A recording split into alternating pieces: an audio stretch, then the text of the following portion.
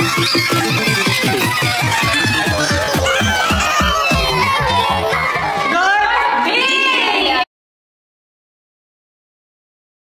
Nueva Vizcaya po ako. Kami dalawa lang po talaga ng mami ko po. Yung mami ko po single mom po siya. So, siya po talaga yung nagpalaki po sa akin. Since birth, kasi syempre pinanganak niya nga ako. Okay.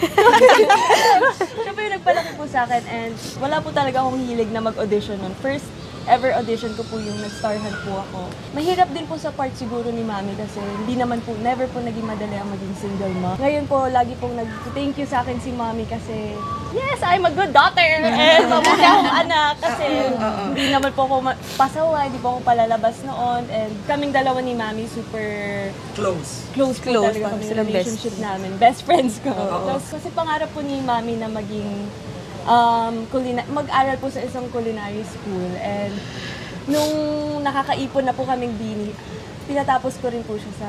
Oh my gosh! Pero pinapahirapan yung pangalan kong haba daw. Stacy's name yung tatlo may meaning. Lindsay, Stacy, Aubrey. Lindsay kasi favorite ko yung chocolate na Lin. And at that time, champion si Lindsay sa tennis. I forgot her family name. Stacy is Lisa Simpson's doll. So when I was in grade school, narinig ko para Malibu Stacy yung name ng doll ni Lisa Simpson. So sabi ko, pag nagkaanak ako, gusto ko Stacy, ganon. And yung Aubrey, dapat yun Audrey kasi I love Audrey Hepburn. Pero naisip ko na Aubrey na lang from the song ng Bread na favorite ng father ko. Kaya yun.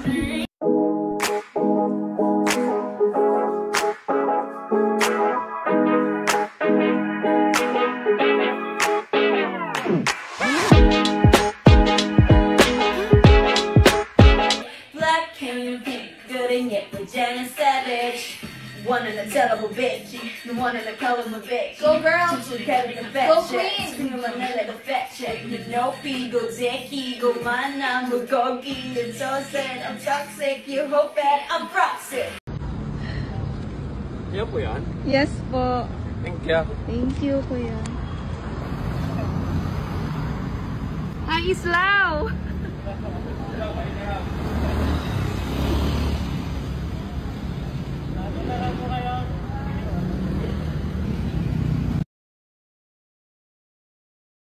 I was born in Cebu, tapos yun, from then on, palipat-lipat kami ng lugar. So, pag tinatanong po ako kung saan po ako galing, hindi ko rin po alam anong sasagutin. Yung dad and mom ko, sabi nila that they don't want us to experience what they did, kaya talaga kumayod rin talaga sila, and I'm very blessed. My dad always says naman na he always checks up with the academics, if how is school, and also he asked me like, are you still happy? Like, parang di ko ma-imagine sarili ko doing something else. Kahit at first it was very hard. Lalo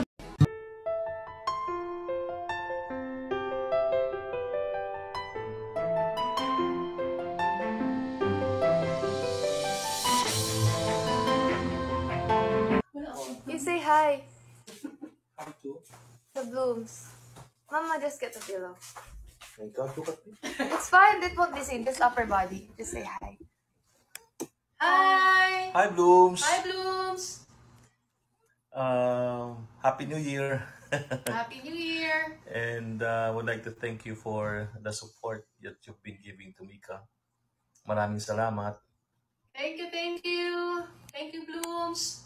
Thank you, Blooms. Happy New Year. Sino mas kamukha ko? Ingat. Sino? Bias. You're their bias daw pa. Mama and Papa bias. Parehas. Okay. Thank you, Blooms. Pwede keep saying kamukha kita. Ikaw, not Mama. Feeling ko, both. Both na. Okay. Bye-bye. Bye-bye. Bye-bye, Blooms. Thank you. Thanks, Pa. Ang pogi daw. And not pretty.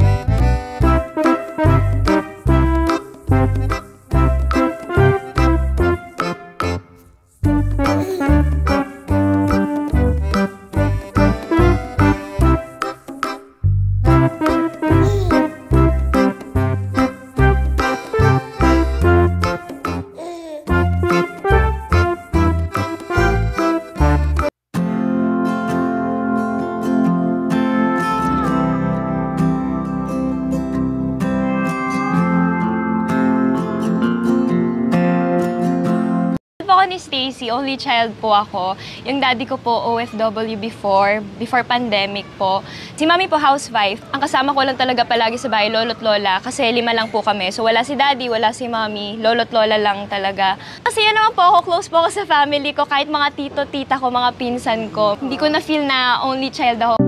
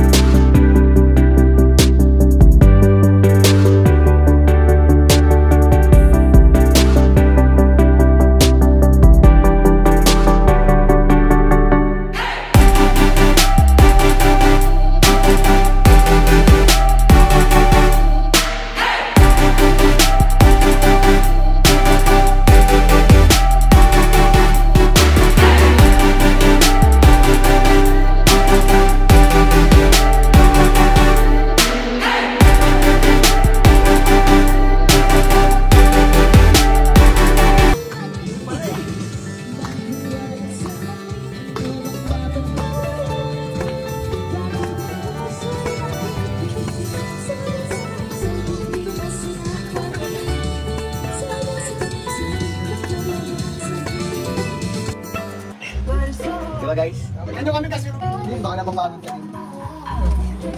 Ganun naman. Hours ka muna. Parang ewan na nga to! Samantalang kanina sinisipa-sipa lang ako ng mga yan. Dahil hindi ko sila binibigyan ng space sa higaan, tapos ngayon bait-bait nila. Gusto kasi nila makita yung sarili nila sa TikTok, na-edit. Gusto nila makita yung sarili nila sa Twitter, na-edit. Ano ka muna itong pinatitin? Wow, bait naman ah! I love you, Ate Tin.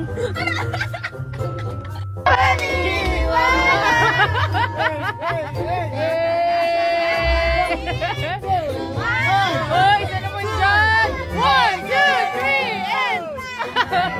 Ikaw na nga lang!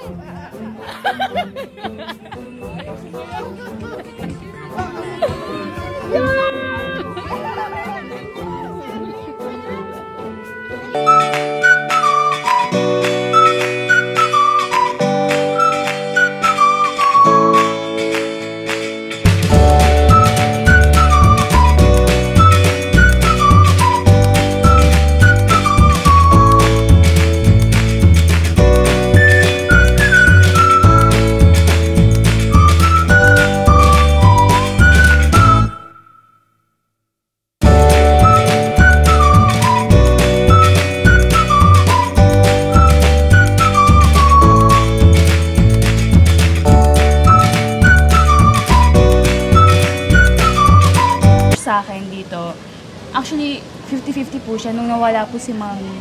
Kalahati nun, parang Namatay ang mami mo. Kailan? kalagitnaan po lang. Kaya po ako pumasok kasi suportado po ako ng nanay ko. Siya po nag-push sa akin na ituloy yung auditions kahit ayoko nang mag-audition. Grabe yung support sa akin ni mami niya.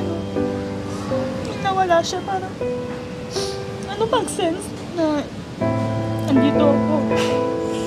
Ayan, Mami, sigurado akong miss na miss nyo na ang isa't isa, kaya salubungin na natin si Sheena. Sheena.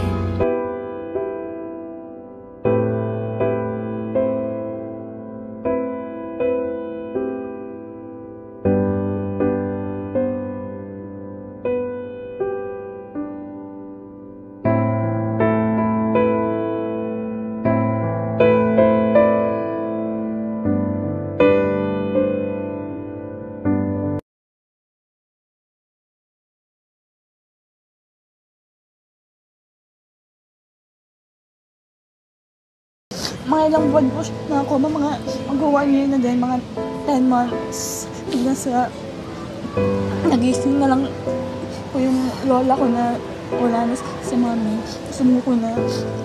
Ang mahirap pa po kasi ng pandemic, tapos minor pa po ako. Tapos hindi ako maka-plane, land lang. Ang daming requirements. Hindi ko na naabutan buro niya, wala na akong naabutan sa bahay. Uuwi na lang ako na wala na si mami sa bahay, wala na yung mga kagamitan niya dun sa kwarto. Okay na yan. Happy birthday, bebe. Wait lang. Wish ka muna, wish ka muna.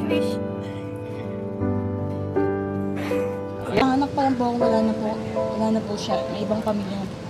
Ang meron na lang po sa akin, actually, grandparents ko po, but recently, namatay din po yung lola ko. I have my lola and my brother. Kaming tatlo na lang. Diyan sa lupa yan. Nakikita ba tayo? Hindi kayo. Hello! Opo. Kasi po lola ko matanda na rin. So, maasa na lang sa pension. So, ako po tulad kumakatayo.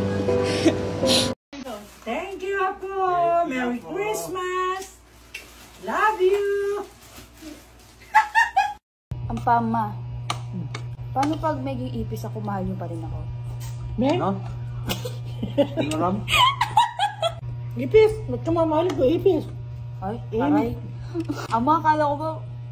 Bakit ka ipis? Minamahal ba yung ipis? Hindi. Iba yung case ko. Ako yun. Napakan niyo pa rin ako? Kung alam ko, ikaw hindi.